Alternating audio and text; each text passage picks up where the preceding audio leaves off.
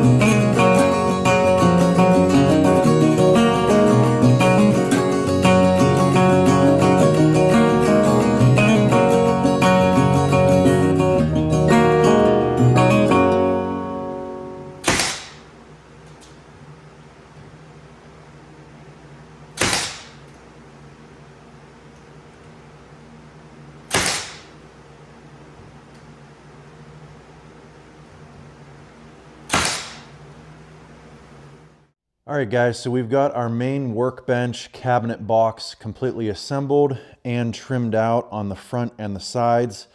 Really can't do too much more until we get our drawer slides in the mail.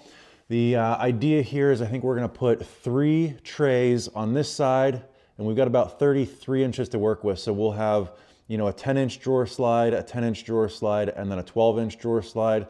And then on this side, we're just gonna do 2 for any of those taller items. So we're gonna do, you know, probably a 16-inch and a 16-inch on this side. But we can't really work on that because I don't really want to start cutting plywood to make the trays when I don't know the thickness of those drawer slides, how everything's going to work together. So up to this point, you might be wondering, Adam, that just looks like a standard mobile workbench. What's so special about it? What have you been hyping up?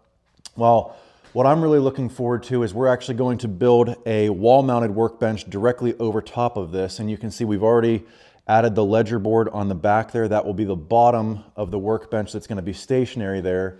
So if and when we need extra counter space, we can always pull this mobile workbench out and kind of create like a little L shape here and have the permanent one up against the wall on that side, and essentially double our counter space without doubling our shop footprint or the amount of square footage that we're allocating to. So essentially we're gonna get 2 workbenches for the price of 1. And when I say the price of 1, I'm not talking about cost of materials or anything like that.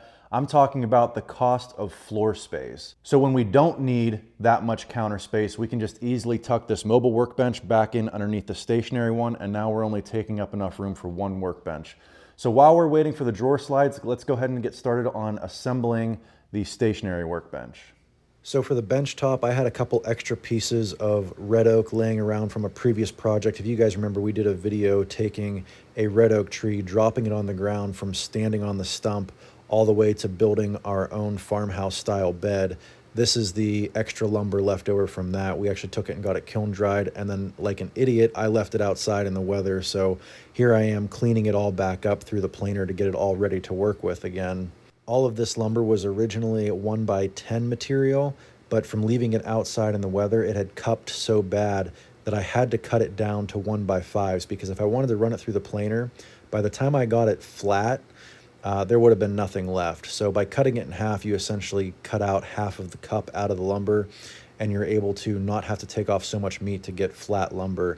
And then what we're gonna do is take all of these 1x5s and do a big glue up and glue them together to make a really nice oak bench top. So as we're getting ready to do this glue up, we're actually getting to use the new workbench for the very first time. And this is the reason we did melamine for the top of the mobile workbench, is because melamine is perfectly flat. It's not the prettiest bench top, which is why we're making this oak one for the permanent one that's going to sit over top of the melamine. But the melamine is really good for doing glue up jobs like this when you need a flat surface to build off of.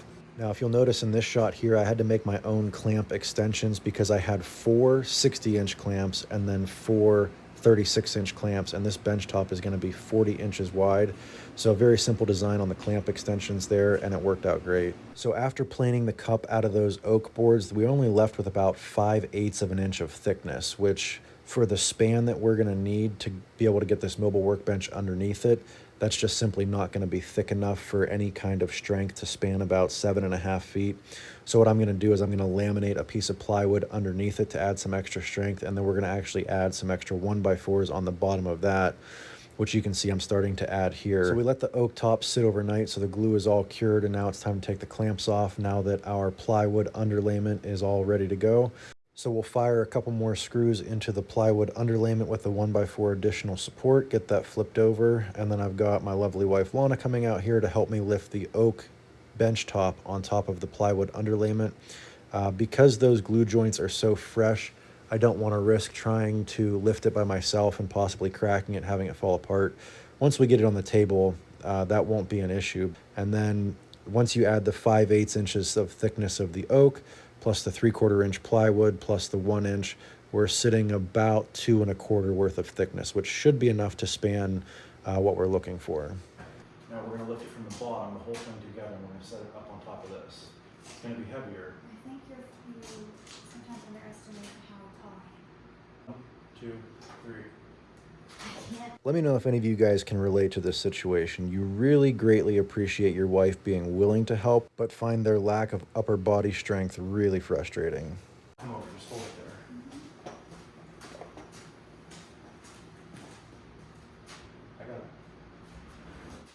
So now that I've got the permanent oak bench top on the mobile cart, I can use that to shimmy it in place and get it up on that ledger board by myself.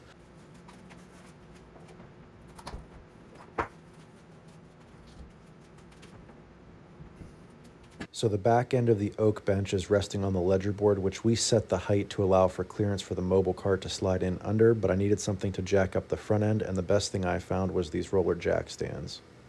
Now, if you couldn't tell already, this workbench is extremely heavy, so I wanted to have some heavy-duty, beefy legs to support the weight, plus the weight of whatever we're going to add to the top of it.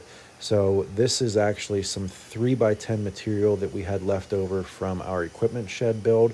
We use these as the headers on that build, but I milled a couple of extra just in case we needed them, and now's a great time to use them. And as you can see here, these 3x10s, cutting them on an angle like this is maxing out the shop miter saw, and it's still not even able to complete the cut.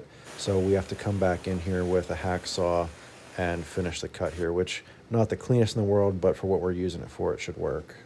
And I really think if you own a sawmill, having a planer is almost like a must-have. Everything that we use indoors that comes from the sawmill, the first thing we do with it is run it through the planer. Now, the legs that we're going to be using are diagonal legs, which the reason for that is I didn't want to have any legs touching the floor. So if I want to pull that mobile workbench out and sweep underneath the bench, I don't have to sweep around legs. So you can see here I'm creating 45-degree pilot holes with about a 2-inch overhang to come into the bottom of the workbench for my timber locks. You know it's a heavy-duty bench when you're using timber locks to build it.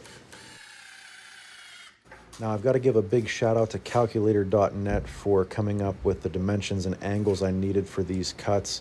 All I had to do was type in the height of my counter and the depth of my counter, and it gave me all of the angles, the length of my hypotenuse. I think it was 41 inches tall by 39 inches wide, and it told me that my hypotenuse was going to be about 57 inches.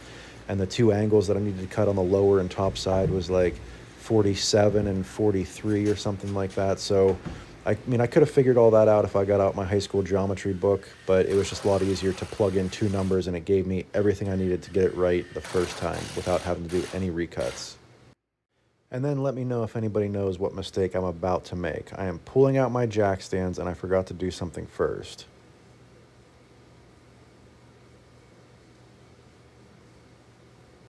Yep, I forgot to screw the back of the bench into the ledger board. I've got the bottom of the leg wedged in between the wall and the bottom trim piece. The top is secured to the bench, but I forgot to do the back, and so the whole thing just wanted to drop forward on me. So now you get to see me struggle trying to get it back into place where I had it. But eventually I get it all leveled back up and start putting screws into that back ledger board. Now my biggest hesitation here was putting screws into this brand new oak bench top that I just spent a lot of time on, but a little bit of countersinking is going to hide them pretty well. Plus they're on the back side of the workbench, so it won't be as noticeable. Now for the moment of truth, let's take our jack stands out and see if the bench is able to support its own weight.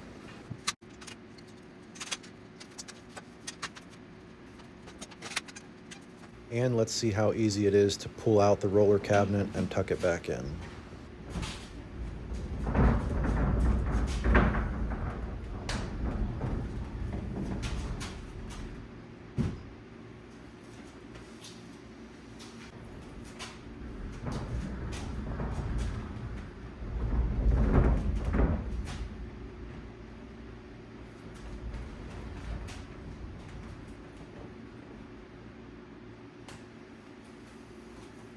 Now that we've got our mobile workbench out of the way, we can go ahead and secure the third corner of our triangle to the garage wall.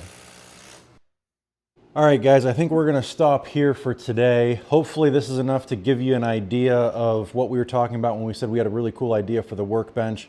Basically, the idea was 2 for the price of 1, the price being square footage.